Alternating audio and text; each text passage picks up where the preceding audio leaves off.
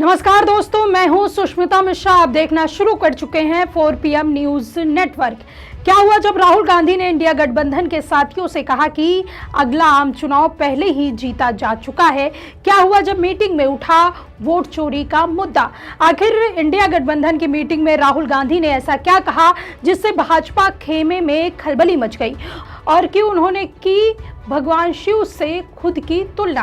दोस्तों, बीते 8 जून को राजधानी दिल्ली में एक अहम बैठक, इंडिया गठबंधन की एक बेहद अहम बैठक हुई थी, जिसमें कांग्रेस के दिग्गज नेताओं के साथ साथ कई विपक्षी दलों ने भी हिस्सा लिया था। लेकिन इस मीटिंग में क्या बातचीत हुई और किसने क्या राय रखी, इन सब की खबर हम तक सूत्रों के हवाले से बताई गई।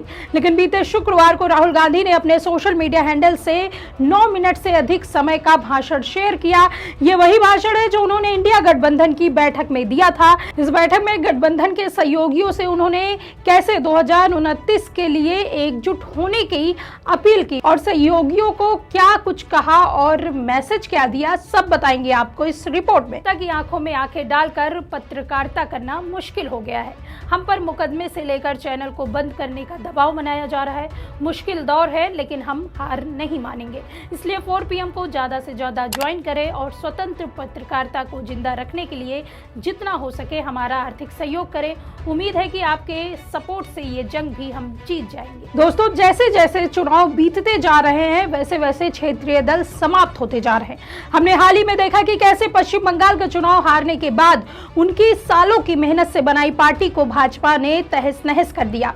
मोदी शाह जो कांग्रेस मुक्त भारत की बात कर रहे थे, वो अब क्षेत्रीय दल मुक्त भारत मिशन पर चल पड़े हैं। उन्होंने ना तो विपक्षी क्षेत्रीय पार्टी को बख्शा, ना तो अपने अलायंस पार्टनर पर रहम खाया। लेकिन इससे हुआ ये कि क्षेत्रीय दलों के भीतर कांग्रेस पार्टी और राहुल गांधी के लिए इज्जत डबल हो गई।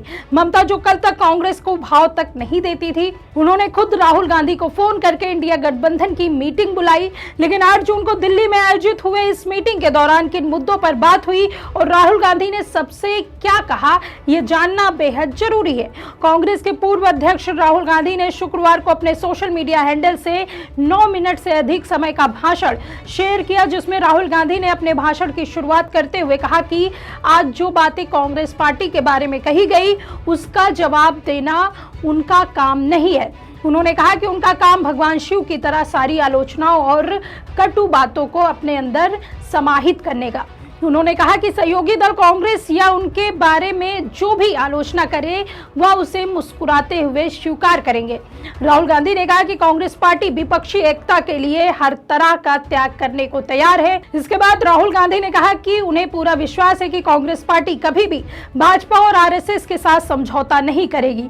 उन्होंने कहा कि कांग्रेस पार्टी खत्म हो सकती है, लेकिन भाजपा या RSS के सामने झुकेगी नहीं।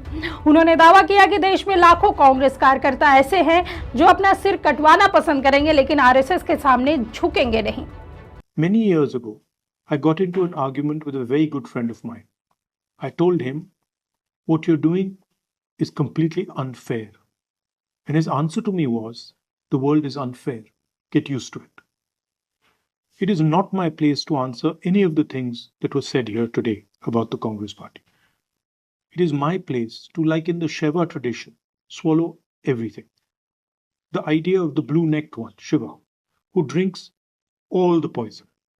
Whatever more you want to say, whatever criticism you have of me or of the Congress Party, we will accept it. And we will accept it happily and with a smile. We will try to make you happy because our role is fundamentally different from yours. I do not say this with arrogance. Our role, as many of you have stated, is to unite all of you together with love and affection. I have been an MP of the Congress Party since 2004, when I fought my first election. Our party is fundamentally differently organized than all other parties in India. And I say this with humility. Why?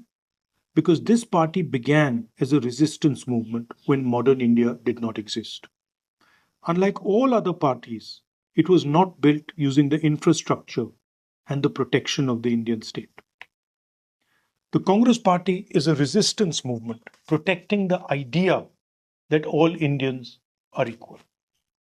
We are fundamentally opposed to the vision of the RSS. We will die. We will die in the Congress party before we stand with or compromise with the BJP or the RSS. You will have to cut off our heads to make it happen. I know lakhs and lakhs of Congress workers in this country who will say, cut off our heads, we will not bow before the RSS. अब देखिए, एक तरफ जहां राहुल गांधी ने भगवान शिव से खुद की तुलना करते हुए कहा कि वो सारी आलोचनाओं और कटु बातों को अपने अंदर समाहित कर लेंगे, तो वहीं राहुल गांधी ने अपने सहयोगियों को मैसेज देते हुए कहा कि अगला आम चुनाव पहले ही जीता जा चुका है। लेकिन इसके साथ ही उन्होंने अपने सहयोगियों से साफ कहा कि उन्हें यह बात 100% निश्चितता के साथ मान लेनी चाहिए कि चुनाव में गड़बड़ी हो रही है और वोटों की चोरी हो रही है। उन्होंने कहा कि इसे शक या संभावना की तरह ना देखा जाए, बल्कि एक सच्चाई की तरह देखना जरूरी है। राहुल के अनुसार विपक्ष को समझना होगा कि चुनावी प्रक्रिया को प्रभावित किया जा रहा है और इसी चुनौती का मुकाबला करना होगा। उन्होंने कहा कि जनता के भीतर सरकार के खिलाफ काफी गुस्सा है और अगर केवल जनता की भावना देखी जाए तो अगला आम चुनाव विपक्ष पहले ही जीत चुका है। लेकिन असली समस्या यह है कि चुनाव स्वतंत्र और निष्पक्ष होंगे या नहीं। राहुल गांधी ने कहा विपक्ष की सबसे बड़ी लड़ाई सिर्फ भाजपा से नहीं बल्कि निष्पक्ष चुनाव सुनिश्चित करने की भी है। राहुल गांधी ने कहा कि विपक्षी दलों को अब केवल आने वाले विधानसभा चुनाव के नजरिए से नहीं सोचना चाहिए। उन्होंने कहा कि उन्हें लगातार प्रतिरोध और संघर्ष की भावना के साथ काम करना होगा। उन्होंने कहा कि प्रतिरोध का मतलब केवल चुनाव लड़ना नहीं बल्कि शिक्षा, युवाओं, संविधान और जनता से जुड़े हर मुद्दे पर आवाज उठाना भी है। अपने भाषण में राहुल गांधी ने गठबंधन के नेताओं को एकजुट रहने की सलाह दी। उन्होंने कहा कि भाजपा को हराना उतना मुश्किल नहीं है जितना दिखाया जाता है। उन्होंने आगे कहा कि अगर सभी विपक्षी दल साथ खड़े हों और मिलकर प्रतिरोध करें तो भाजपा को हराया जा सकता है। राहुल गांधी ने विपक्ष की सबसे बड़ी ताकत उसकी एकता बताया और यही ताकत आगे भी बनाए रखने की बात कही। इसके साथ ही राहुल गांधी ने नीतीश कुमार का जिक्र करते हुए क्या कुछ कहा, सुनिए। The mindset must now be, we will not fight each other. We will not give the press a chance to attack us. We will resist. You're thinking that the challenge is winning the next election. The next election is already won. Please understand, there is so much anger among the people of India that the next election is already over. The problem is the capture of the instruments of the Indian state by the RSS. The problem is that you will not have a free and fair election to win. And so we have to go into the mode of resistance. Resistance is CBSC. Resistance is NEET. Resistance is going to Greater Nicobar. Resistance is the Bharat Jodo Yatra. You get up in the morning and you say, how can I resist? And you resist. That will work. I guarantee you it will work. And from my perspective, I am more than happy to absorb any criticism from any quarter because for me, this is a religious duty. This is a spiritual duty. This is no longer politics. And that is why I promise you, I will bear every single humiliation that I have to bear to knit this group together and make it succeed. How to proceed is very simple. We have to get away from a certain idea. Mamta ji is not 100% sure, but she is about 90% sure that her election was stolen. Uddhav ji is 40% sure that his election was stolen. My brother Tejashwi is 40% sure. Listen, 100% the elections are being stolen. Please remove any doubt from your minds. And please understand that it takes years and years to build a social media presence. It does not happen organically in a week. I have 10 million YouTube followers, but my account is fully suppressed.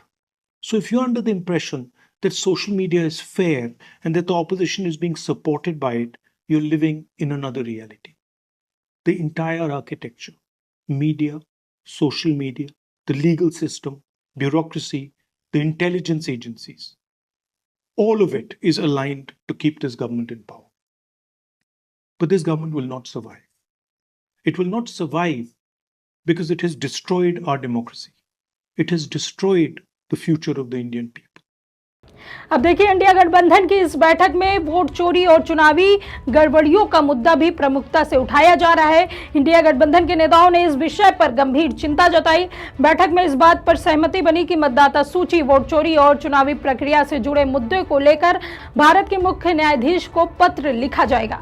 नेताओं का मानना था कि चुनावी प्रक्रिया की निष्पक्षता को लेकर सवालों का जवाब मिलना चाहिए और इस पर संस्थागत स्तर पर कार्रवाई होनी चाहिए। इसके साथ ही बैठक में यह भी तय हुआ कि शिक्षा मंत्री धर्मेंद्र प्रधान के इस्तीफे की मांग को लेकर विपक्ष एकजुट रहेगा। नीट और सीबीएसई से जुड़े मामले को लेकर विपक्ष ने सरकार को घेरने की रणनीति बनाई। इस मुद्दे को भी विपक्ष ने युवाओं और छात्रों के भविष्य से जुड़ा बड़ा सवाल बताया। वहीं राहुल गांधी ने अपने भाषण में यह संदेश देने की कोशिश की कि विपक्ष को छोटी राजनीति पारदर्शिताओं से ऊपर उठकर एक बड़े राष्ट्रीय उपदेश के लिए काम करना चाहिए। उन्होंने कहा कि यह लड़ाई केवल सरकार बदलने की नहीं है, बल्कि संविधान, लोकतांत्रिक संस्थाओं और देश के भविष्य की लड़ाई है। उन्होंने गठबंधन के नेताओं से कहा कि वे एक दूसरे को कमजोर करने के बजाय एक दूसरे को मजबूत करें और भाजपा के खिलाफ साझा मोर्चा बनाए रखें। करीब 9 मिनट के अपने भाषण के अंत में राहुल गांधी ने फिर दोहराया कि विपक्ष को एकजुट रहना होगा। उन्होंने कहा कि अगर सभी दल साथ रहते हैं, जनता के मुद्दे पर संघर्ष करते हैं और चुनावी प्रक्रिया की निष्पक्षता के लिए लड़ते हैं तो भाजपा को हराया जा सकता है। उनका पूरा संदेश एकता, प्रतिरोध और लोकतांत्रिक संस्थाओं की रक्षा के इर्द गिर्द केंद्रित रखा। इस पूरे मामले को लेकर आप क्या सोचते हैं, इस पर आपकी क्या राय है, हमें कमेंट में जरूर बताइए। अगर वीडियो पसंद आई हो तो लाइक और शेयर करें और अगर आपने अभी तक हमारे चैनल को सब्सक्राइब नहीं किया है तो कर लीजिए और जुड़े रहिए 4PM न्यूज़ नेटवर्क के साथ। नमस्कार।